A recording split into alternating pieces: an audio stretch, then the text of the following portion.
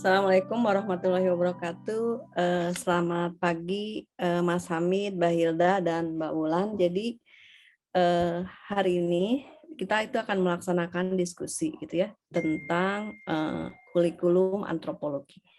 Nah, kegiatan diskusi ini merupakan pra gitu ya, pra kegiatan lokakarya. Jadi kami itu akan melaksanakan lokakarya di bulan Mei nanti untuk merevisi kurikulum antropologi gitu.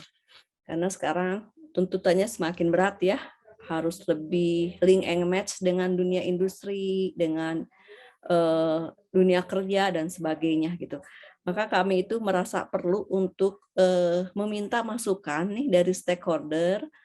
Yang sudah kami lakukan adalah berdiskusi dengan AAI, kemudian diskusi juga dengan para user pengguna lulusan kami, itu termasuk di sini juga akan berdiskusi nih dengan Mas dan Mbak.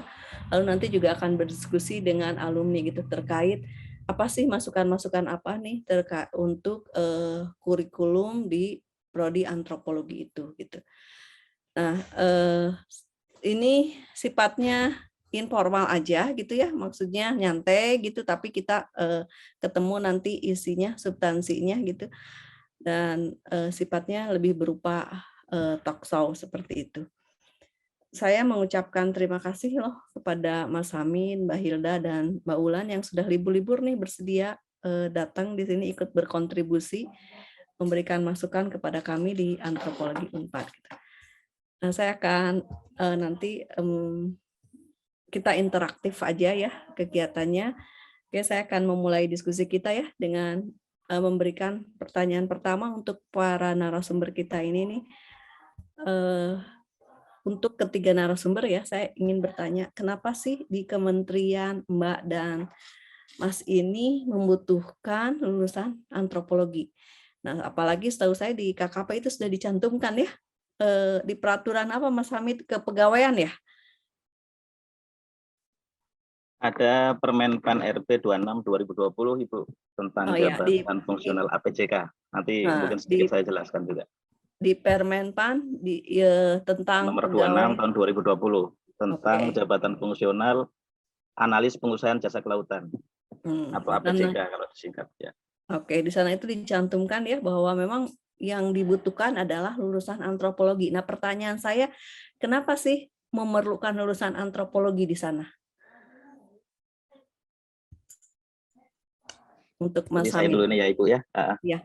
Sebetulnya gini Bu, saya ada sebuah materi singkat ya barangkali ya.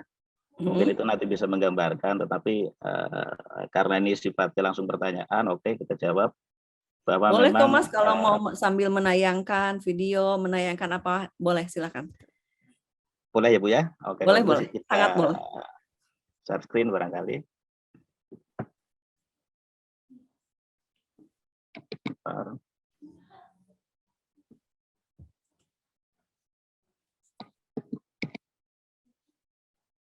Muncul ya, sebentar Bu. Jadi kebetulan di pagi hari ini narasumber yang sudah ada ini dari Kementerian Koordinator Bidang Maritim dan Investasi Mbak Ida, juga dengan Mbak Dwi Wulan Pujiryani kebetulan dari Kementerian ATR Badan Pertanahan Nasional, sehingga saya kira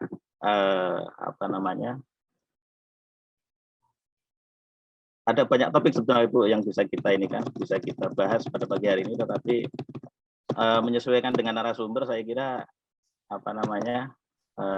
salah satu topik saja mungkin nanti yang akan kita ulas lebih jauh begitu ya.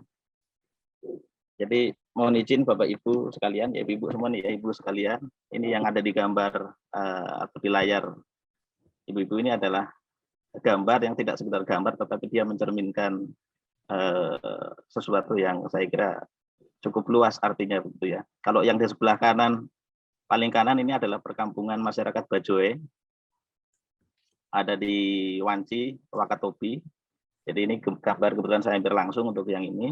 Jadi di sana ada pemukiman masyarakat Bajoe yang ada di atas laut, dan laut itu dijadikan sebagai tempat kehidupan mereka sehari-hari, mencari nafkah, beraktivitas sosial dan sebagainya. Nah, sehingga laut menjadi bagian dunia yang tidak terpisahkan dari kehidupan mereka setiap hari begitu ya. Jadi ini saya kira menyambung dengan pertanyaan Bu Rina atau Teh Rina tadi, kenapa kok antropologi kemudian dibutuhkan di lembaga kami ya, dalam hal ini konteksnya adalah kelautan dan perikanan begitu. Nah kemudian gambar yang ada di bawah, yang ada gambar ternak kambing itu adalah foto yang diambil di Pulau Rote, yaitu pulau yang paling selatan Indonesia ya, di Nusa Tenggara Timur. Di sana kebetulan ada program pembukaan tambak baru atau ekstensifikasi lahan tambak terpadu ya gitu ya. Tetapi lokasinya kebetulan ada di kawasan penggembalaan ternak begitu. Nah, sehingga ini juga menjadi sesuatu hal yang menarik. Saya kira antropologi adalah salah satu yang kompeten untuk melakukan social mapping dan sebagainya. Kemudian yang di tengah ini adalah gambar kira-kira diambil 12 tahun yang lalu di Pulau Kakorotan, di Intata, di selatan Filipina, begitu ya. Di pulau paling utara Indonesia, jadi berbatasan langsung dengan Filipina, begitu. Di sana kebetulan sedang pembukaan upacara penutupan upacara Manee ya. Jadi ada tradisi Manee di sana, jadi dalam rentang waktu tertentu masyarakatnya dilarang untuk melakukan penangkapan ikan, dan ketika waktunya sudah selesai, musimnya sudah selesai, kemudian dibuka upacara panen raya ya gitu ya, panen raya dengan janur dan sebagainya. Mereka menangkap menggunakan alat tradisional sehingga mendapatkan ikan yang cukup banyak berlimpah begitu.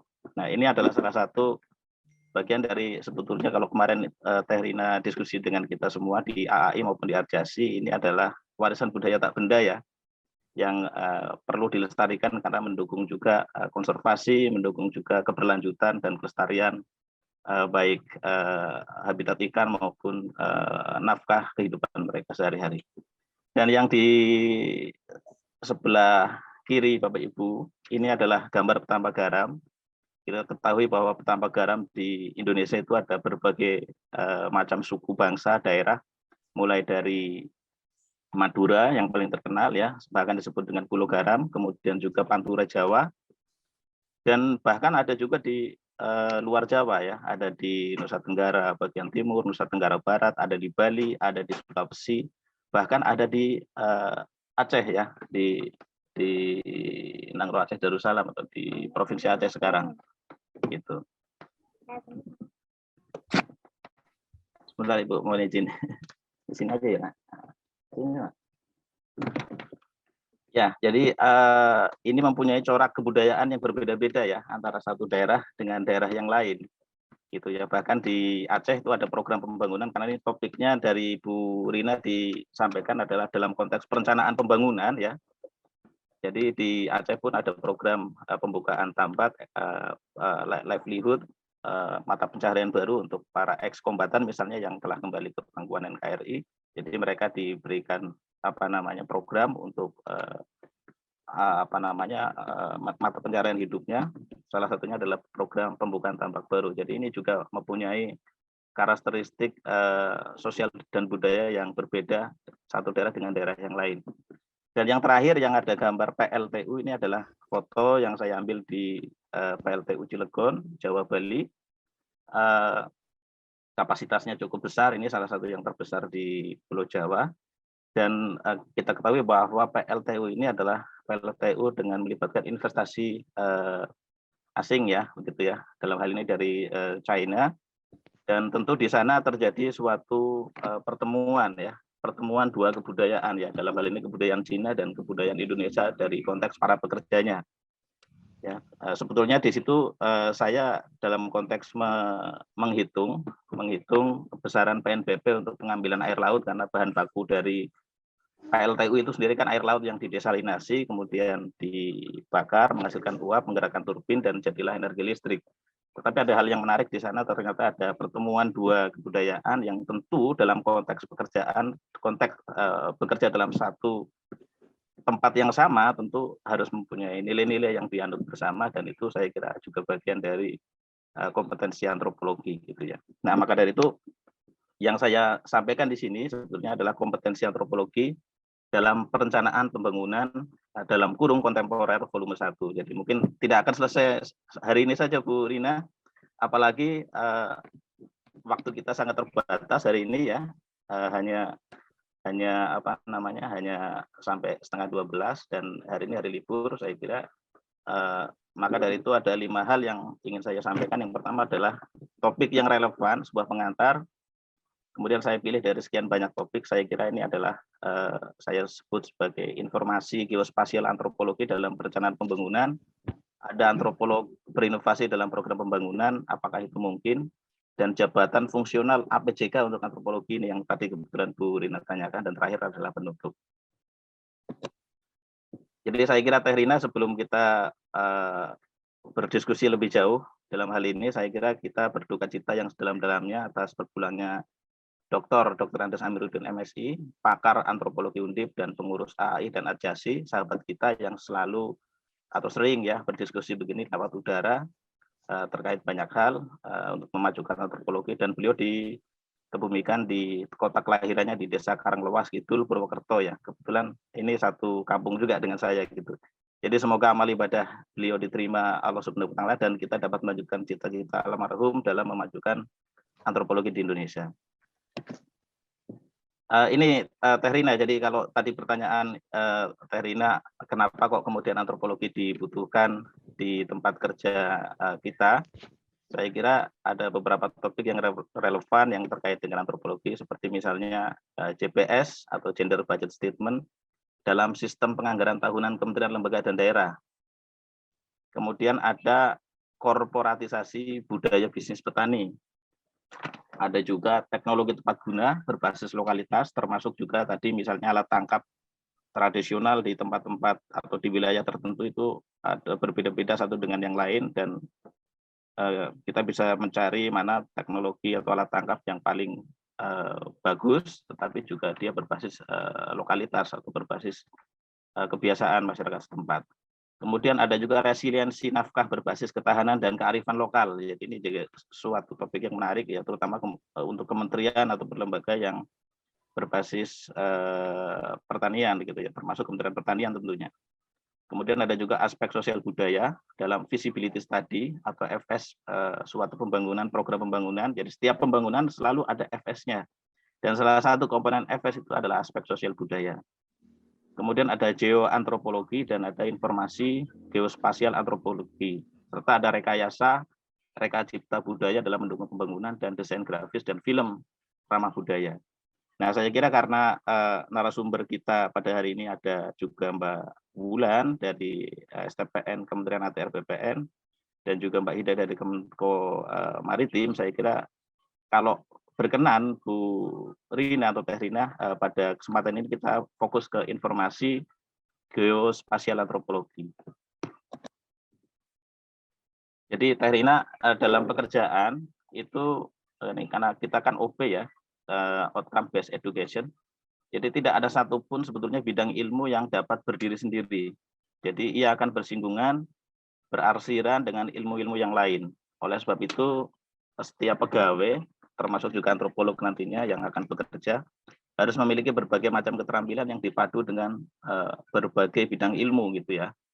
Namun perspektif atau sudut pandangnya itu harus tetap dominan dari ilmu asalnya, yaitu antropologi.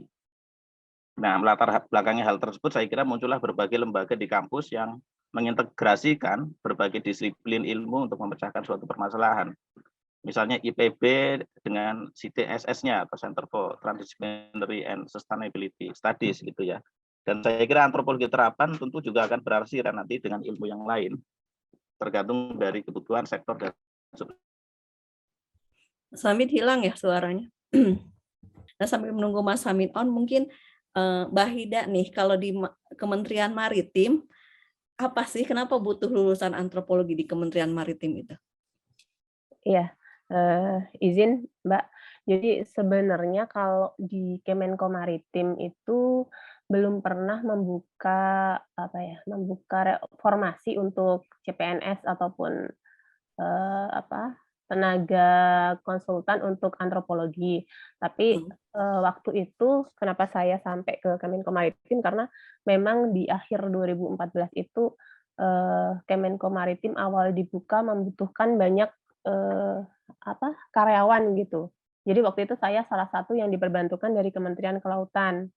Nah, sewaktu di Kementerian Kelautan, hal yang saya urus itu sama seperti Hamid, itu mengurusi masyarakat adat dan adat pengelolaan pesisir dan pulau-pulau kecil. Tapi kalau di Kemenko Maritim ini mungkin nanti bisa diusulkan karena di kami juga ada deputi bidang sumber daya maritim. Di situ juga mengurus terkait dengan budaya maritim. Dan satu hal lagi di Kemenko Maritim itu ada staf ahli menteri bidang sosio dan antropologi. Nah, cuma kemarin yang mengisi posisi itu bukan dari lulusan antropologi. Nah, sekarang posisi itu sedang kosong. Memang sebaiknya sih untuk posisi SAM sosio-antropologi itu dari kita aja, dari lulusan atau alumni antropologi. Itu. Nah, pada saat awal Kemenko Maritim berdiri itu ada 4 deputi. Salah satu deputinya itu deputi bidang koordinasi sumber daya manusia, iptek dan budaya maritim. Nah, di situ memang waktu itu deputi yang lama Pak Safri Burhanuddin itu sering membuat event ataupun program yang berkaitan dengan budaya pesisir. Nah, itu memang mungkin seharusnya sih dalam perencanaan untuk pegawai dari Kemenko Maritim itu kita baru membuat rekrut PNS itu 2019 ya, karena kita termasuk kementerian baru dibolehkan merekrut CPNS sendiri dari 2019, 2020, dan 2021. Nah, karena deputi teknis yang menangani budaya maritim itu belum ada orang antropologi, jadi saya miss gitu, nggak diusulkan untuk perekrutan CPNS untuk jurusan antropologi. Sementara saya selama ini sudah 7 tahun lebih di bidang humas ya. Jadi memang nggak banyak sih yang saya, maksudnya untuk antropologi di humas itu memang tidak banyak diperlukan. Bahkan staf saya itu 22 orang itu semuanya jurusannya komunikasi. Jadi saya malah koordinatornya tapi dari jurusan antropologi. Jadi mungkin nanti kalau ada pengusulan untuk rekrutmen CPNS lagi, saya bisa feeding ya ke para pimpinan yang di deputi teknis ataupun di staf ahli untuk juga memasukkan teman-teman dari lulusan antropologi. Itu sih sedikit gambaran karena saya bidangnya udah jauh dari antropologi ya. Cuma memang kalau hal yang saya pelajari di antropologi itu juga sangat membantu sih selama saya bekerja di humas. Jadi saya bisa misalnya dalam hal adaptasi terhadap pekerjaan-pekerjaan baru yang diberikan ke kami itu, saya lebih banyak memakai ilmu-ilmu yang dulu saya pelajari di antropologi UGM. Jadi lebih bisa masuk ke semuanya. Kalau kayak di tim kami yang semuanya lulusan komunikasi itu malah mereka kayak nggak cuma punya spesialisasi khusus di PR sendiri, jurnalistik sendiri, tapi kalau orang antropologi dia menurut saya tuh malah bisa belajar semuanya, karena dulu waktu kuliah juga kita belajarnya macam-macam, nggak cuma penjurusan. Jadi kalau antropologi kan ada antropologi wanita, ada antropologi kependudukan, ada kesehatan, dan macam-macam ya. Jadi menurut saya sih lulusan antropologi bisa kerja dimanapun, cuma mungkin harus ada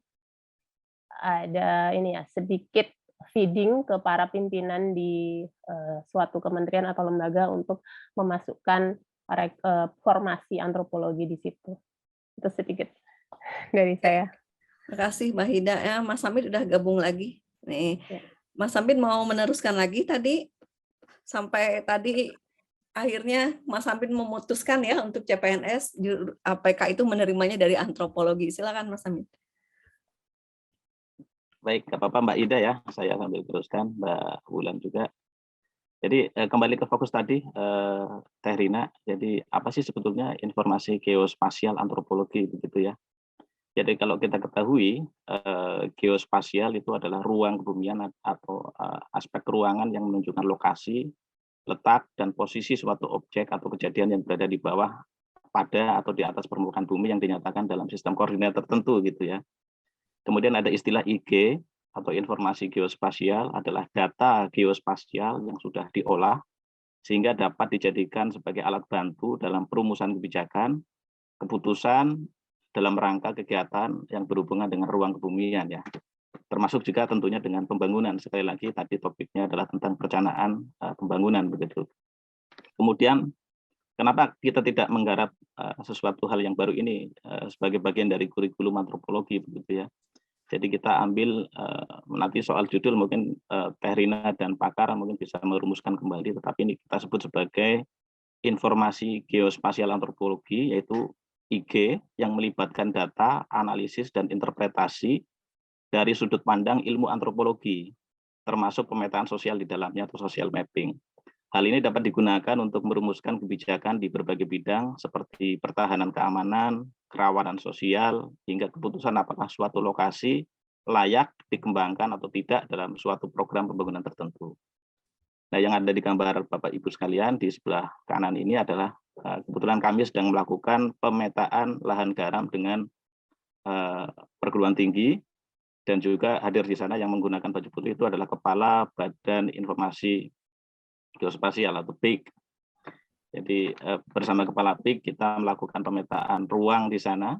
Jadi tapi ada yang kurang sebetulnya di situ. Jadi data-data yang data-data geospasial yang kemudian ditambahkan menjadi informasi geospasial kurang memuat aspek-aspek sosial budaya ya, dalam atribut-atributnya, sehingga ini saya kira perlu untuk didalami sehingga selama ini pemetaan sosial yang kita buat hanya dalam bentuk tulisan nanti bisa disajikan dalam bentuk baru berupa peta dan juga pada aplikasi tertentu ya. Bisa misalnya kalau kampus misalnya cukup itu bisa menggunakan aplikasi ArcGIS misalnya, atau paling sederhana mahasiswa bisa berlatih menggunakan Google Earth juga bisa, atau dengan map ya itu. Nah,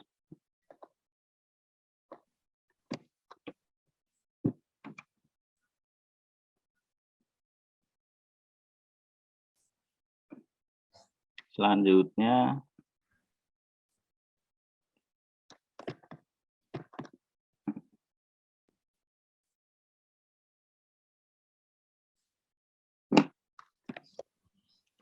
ini aplikasi realnya barangkali Teh Rina.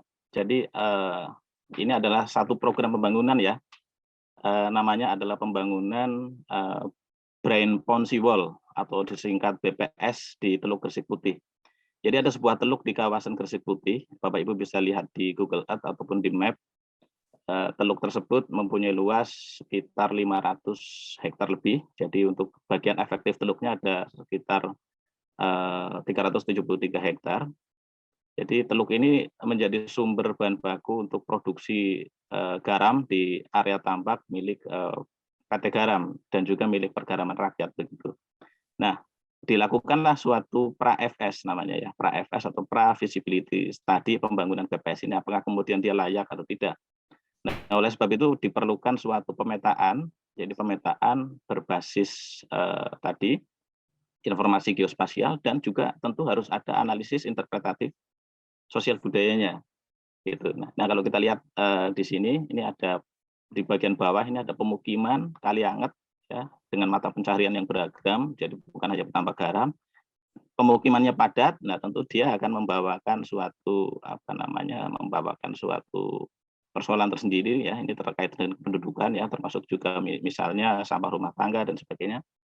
Kemudian ada Pergaraman Gresik Putih di atasnya. Nah, ini akan menjadi bagian dari program yang paling diuntungkan ya, karena berdekatan dengan pembendungan teluk itu.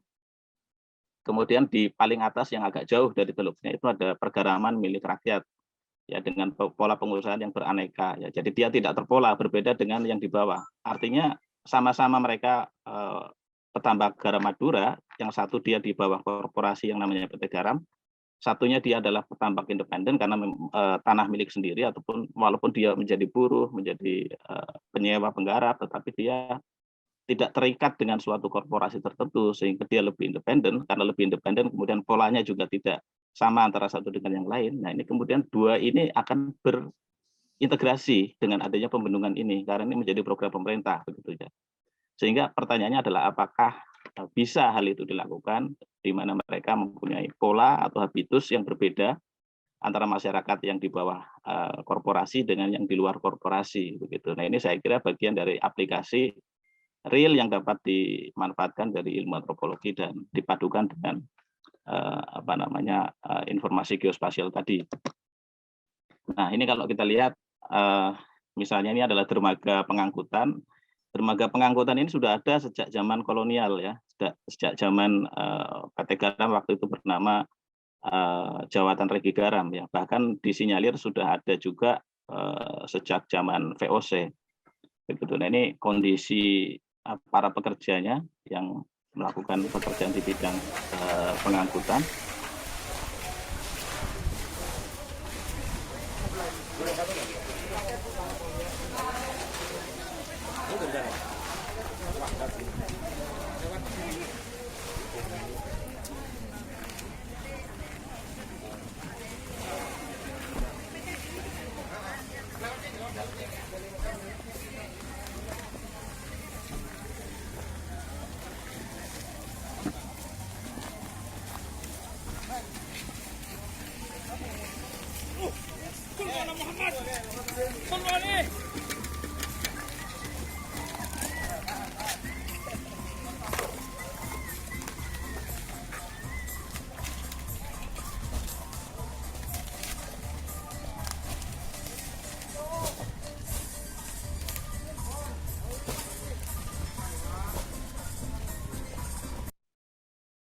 Ya, jadi dengan adanya pembendungan teluk itu nanti otomatis akan dibuatkan suatu jalan akses ya, jalan akses dari daratan ke pulau yang ada di atau ke seberang dari teluk tersebut. Nah, sehingga nanti moda transportasi pengangkutan yang sudah ada sejak lebih dari 1 abad ini nanti akan digantikan dengan transportasi darat tentunya begitu ya.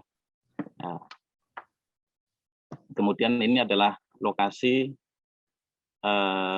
jembatan batas antara PT Garam dan Pergaraman Rakyat ya, posisi koordinatnya ada di layar. Jadi informasi umum atau IU, kondisi sungai relatif bersih dari sampah. Jadi ternyata di sana ada kebiasaan masyarakat sekitar yang kalau ini dikembangkan cukup mendukung begitu ya. Karena kondisinya benar-benar relatif bersih dari sampah, jadi tidak ada sampah ya.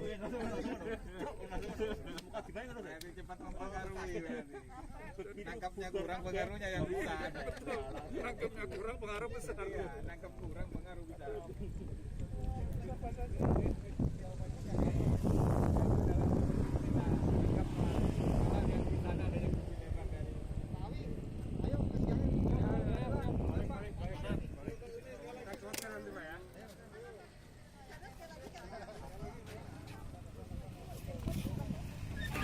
Yaitu yang baju merah itu beliau adalah Dirut PT Garam sekarang, direktur utama. Oke, baik, jadi dengan adanya pembendungan itu dari sisi sosial atau habitus masyarakatnya dalam hal ini konteks kebersihan lingkungan itu relatif mendukung karena kondisi sungai kita lihat, kita petakan di sana cukup bersih dibandingkan di tempat-tempat lain misalnya begitu ya. Dan tetapi secara ekologis sungai ini juga akan membawa material lumpur ya berupa sedimen nantinya dan volume air tawar yang cukup banyak. Jadi satu kali terjadi hujan volume airnya bisa mengalir ke teluk cukup banyak sehingga pembendungan yang diniatkan untuk meningkatkan derajat kekentalan air laut ya atau volume itu bisa juga terganggu begitu. Nah, sehingga saya kira pemetaan ini harus dilakukan secara bersamaan, baik pemetaan sosial budayanya, ya, kebiasaan habitus masyarakat di sekitarnya, juga pemetaan dari sisi ekologinya. Kemudian selanjutnya ini kasus lain, ini kebetulan saya berada di Pulau Rote yang tadi sudah disampaikan. Jadi yang di bagian tengah di poin B ini adalah pembangunan UPT lahan tambak serbaguna ya di Rotendao. Jadi kebetulan tambak yang dibuka ini adalah tambak baru. Itu dia tambak serbaguna baik untuk budidaya udang dan juga sekaligus sebagai produksi garam. Tapi dibangun di wilayah penggembalaan ya. Jadi kita ketahui bahwa masyarakat Rote punya mata pencaharian livelihood, salah satunya adalah menggembala ya, bergembala ternak ya. Jadi bukan domestifikasi ternak di satu tempat, akan sangat berbeda budayanya ketika mereka mendomestifikasi ternaknya dengan bertambak garam atau bertambak budidaya udang yang setiap hari memerlukan perlakuan yang khusus seperti halnya pertanian misalnya gitu.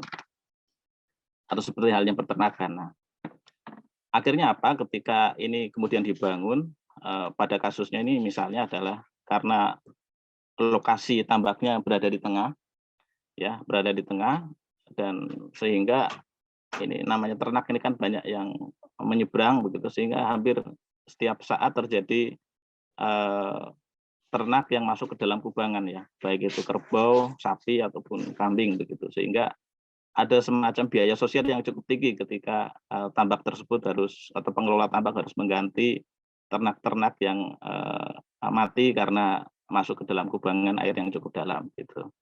Jadi ini adalah aspek-aspek sosial yang perlu dipetakan misalnya ketika kita merencanakan suatu program pembangunan. Jadi kita harus lihat dulu ini poin A ini ternyata adalah penggembalaan, poin E ini masyarakat yang beragam, pekerjaannya ternyata juga sebagian besar bukan nelayan, juga bukan pembudidaya, sehingga mereka yang poin B ini akan mengambil masyarakat yang terlatih yang berada justru jauh dari luar kawasan gitu ya. Sehingga ini juga akan mengakibatkan dampak-dampak sosial yang perlu diantisipasi. Termasuk poin C itu adalah area perkebunan dan poin D itu adalah pertanian ya. Kita ketahui bahwa pertanian itu dia membutuhkan air tawar, sawah ya, sementara tambak itu adalah air payo ya.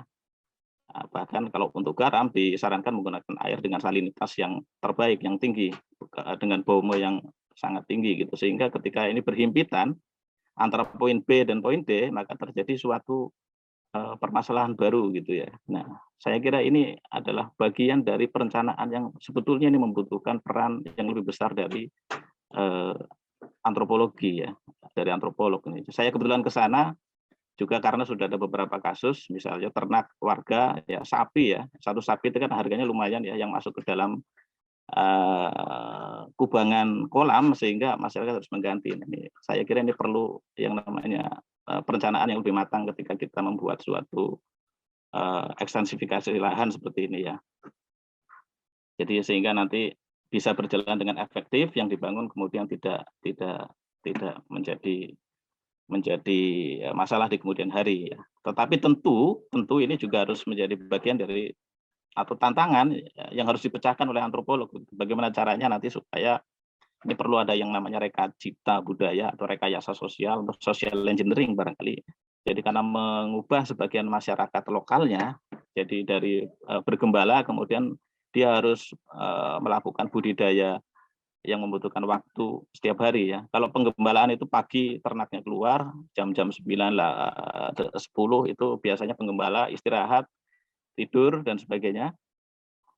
Sementara tambak itu perlakuannya berbeda itu. Pagi siang itu dia harus membuka ulirnya sehingga air mengalir, buka tutup pintu air, dan itu membutuhkan treatment yang lebih atau effortnya yang lebih besar ya dari hampir sepanjang hari. Nah, ini tentu juga membawa konsekuensi kebiasaan yang akan berubah.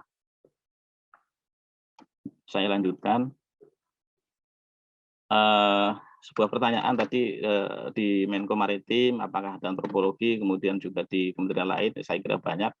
Sebuah pertanyaan adalah apakah antropolog itu bisa berinovasi dalam program pembangunan. Jadi apakah mungkin suatu atau beberapa antropolog itu berinovasi dalam program pembangunan. Itu saya kira apakah ini perlu untuk dipaparkan. Teh Rina, mohon apakah waktunya juga masih cukup, Teh Rina? Oke, kita stop dulu ya Mas Hamid, nanti kita alihkan ke pertanyaan berikutnya. Tapi saya sudah menangkap apa yang disampaikan ya tadi terkait dengan perlunya gitu, dari mulai tahap perencanaan pembangunan sampai tadi ya mengevaluasi dampak-dampak nanti yang akan terjadi ketika pembangunan itu dilakukan. Gitu. Ya. Itu salah satu Baik, nanti peran. paling saya tambahkan di akhir mungkin untuk yang jabatan fungsional APJK tadi, untuk yang APJK. Tapi nanti di akhir barangkali ya, mungkin kita sembari diskusi dengan, karena ini kan menyangkut lahan ya, pembangunan di suatu kawasan, menyangkut lahan, saya kira juga menyangkut bagaimana sih perspektif teman-teman di Kementerian ATR BPN ya, dalam hari ini Mbak Wulan, dari sisi antropologisnya gitu ya. Apalagi kalau pembukaan lahan di daerah-daerah hak wilayah atau di tanah-tanah adat, dan itu kan juga bagian dari kajian antropologi yang menarik. Mungkin kalau di sana seperti apa gitu. Baik. Ya nanti Mas Hamid bisa share juga nih bagaimana nih ceritanya sampai berhasil gitu ya. Berhasil memperjuangkan supaya lulusan antropologi dapat peran lebih di Kementerian Kelautan itu. Dan itu saya sangat apresiat sekali dengan apa yang Mas Hamid lakukan gitu ya, sampai mencantumkan antropologi untuk beberapa jabatan di KKP. Kita ke Mbak Wulan dulu ya. Nah, Mbak Wulan juga sebenarnya dekat-dekat nih dengan antropologi kamu karena ngomongin pembangunan ya intinya ya, dan tata ruang ya. Kira-kira kenapa tuh di Kementerian Mbak Wulan itu butuh antropologi? Nah, itu pertanyaan yang seharusnya mungkin bukan saya yang harus jawab, Bu Rina. Ini saya ada paparan juga. Saya akan menyampaikan singkat supaya ini konteks agak berbeda dengan di Menko dan di KKP. Karena kalau di sana antropologi sudah istilahnya lebih mendapatkan tempat. Nah, ini berbeda dengan di ATR BPN. Sebentar. Saya izin boleh berapa menit ya, Bu Rina? Maksimal? Boleh berapa ya? 3 menit 10? bisa Mbak Wulan? Oh, oke. Bentar. Oh, atau 5 menit kalau gitu saya tambah. Oh iya, jadi ini sebenarnya semua pertanyaan yang Bu Rina sampaikan di TOR, itu di undangan maksudnya, itu sudah saya jawab semua di slide ini sebenarnya. Apakah ini boleh, nanti ya? langsung atau bagaimana ya Bu Rina ya baiknya? Apa supaya interaktif kita satu-satu ya ngejawab pertanyaan dulu. Kenapa butuh lulusan antropologi di sana? Kalau mau bertanya kenapa dibutuhkan, saya jadi bingung jawabnya karena faktanya mungkin kalau dari secara spesifik teman-teman ketika dengan jurusan antropologi dia masuknya nanti ke S1 semua jurusan. Saya akan memberikan gambaran bahwa kalau bisa dilihat ya, sebenarnya ada secara tidak langsung ada semacam kasta keilmuan kalau di kementerian ini. Dan ini mau tidak mau memang harus diakui karena saya sendiri itu cari-cari mana ya kerabat atau keluarga antropologi sampai hari ini kok enggak ketemu. Jadi ini adalah contoh, saya berikan contoh karena yang 2021, 2022, 2020 saya enggak ketemu, dan ini di 2018 saya ingin menunjukkan dominasi keilmuan yang masuk ke Kementerian Agraria dan Tata Ruang itu dari keilmuan apa saja. Jadi sebenarnya kalau secara garis besar atau global, kami itu ada 3 kasta ya. Kasta pertama atau paling tinggi itu adalah ilmu geodesi. Geodesi itu kelas 1 lah, itu ilmu karena pengukuran ya. Di Kementerian ATR itu saya melihatnya sebagai ya yang prioritas. Nah, kemudian yang kedua itu hukum. Hukum itu juga menjadi ilmu yang prioritas untuk kementerian ini, yang maksudnya ketika rekrutmen dan sebagainya dia jumlahnya besar, bahkan yang di tahun 2021 kemarin kalau saya nggak salah sekitar 500 atau 300-an S1 hukum yang masuk ke agraria dan tata ruang. Nah sebenarnya selain geodesi, hukum, kemudian tadi Mas Hamid sebenarnya sudah menyebutkan terkait informasi geospasial. Nah, ilmu geografi juga menjadi ilmu berikutnya yang prioritas di Kementerian ATR. Geodesi, hukum, geografi, dan selanjutnya adalah ilmu lain-lain, termasuk saya di situ antropologi. Jadi saya membayangkannya selama ini kalau dilihat seperti itu, jadi Bu Rina sudah bisa membayangkan saya harus menjawab seperti apa, atau istilahnya pengarus utamaan keilmuan non dari yang apa saya sebutkan tadi seperti apa. Nah, ilmu sosial itu menjadi ilmu pelengkap kalau saya melihatnya di Kementerian ATR. Semoga saya salah membaca itu, tetapi kalau dari desain dan maksudnya dari posisi-posisi, saya melihat dominasi mereka itu biasanya kalau misalnya S1-nya bukan ilmu hukum, mereka mengejar di S2-nya itu kemudian hukum. Karena memang ini menjadi mungkin kebutuhan kepraktisan dan ya itu tadi ketika kebutuhan kementerian kelihatannya memang arahnya semuanya pendekatan teknis hukum, sehingga dominasinya adalah dominasi keilmuan itu tadi, geodesi, pengukuran, hukum, dan spasial. Nah, itu kira-kira kalau jawaban singkat saya, Bu Rina, nanti yang lain bisa sambil jalan. Iya.